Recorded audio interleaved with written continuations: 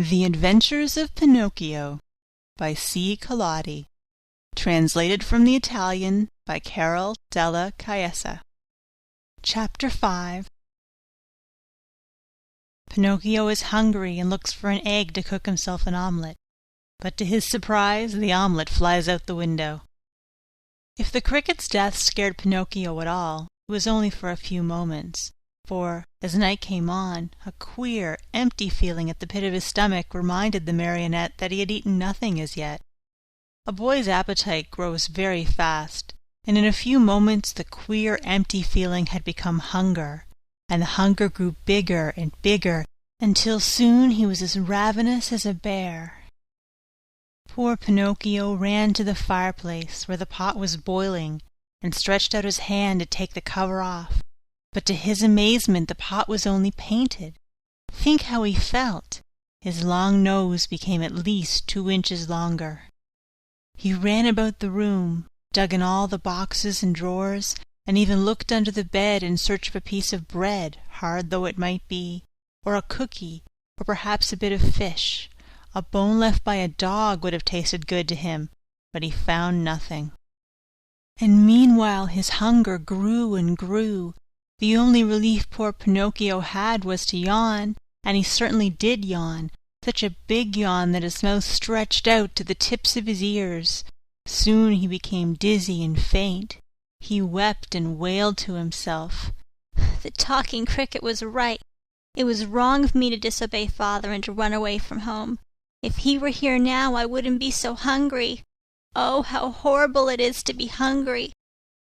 Suddenly he saw among the sweepings in the corner something round and white that looked very much like a hen's egg. In a jiffy he pounced upon it.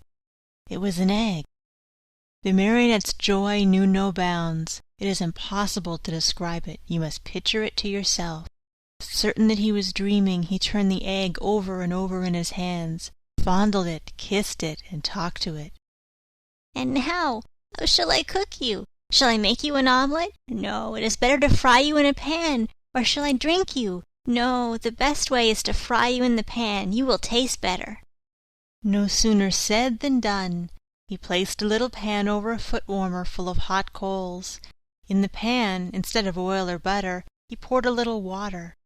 As soon as the water started to boil, tack! He broke the eggshell. But in place of the white and the yolk of the egg, a little yellow chick, fluffy and gay and smiling, escaped from it. Bowing politely to Pinocchio, he said to him, Many, many thanks indeed, Mr. Pinocchio, for having saved me the trouble of breaking my shell. Goodbye and good luck to you, and remember me to the family.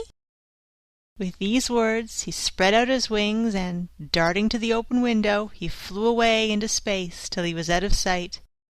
The poor marionette stood as if turned to stone, with wide eyes, open mouth, and the empty halves of the egg-shell in his hands.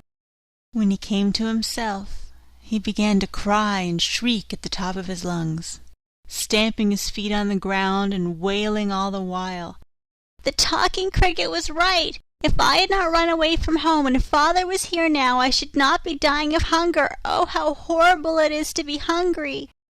And as his stomach kept grumbling more than ever, and he had nothing to quiet it with, he thought of going out for a walk to the nearby village, in the hope of finding some charitable person who might give him a bit of bread. End of Chapter 5.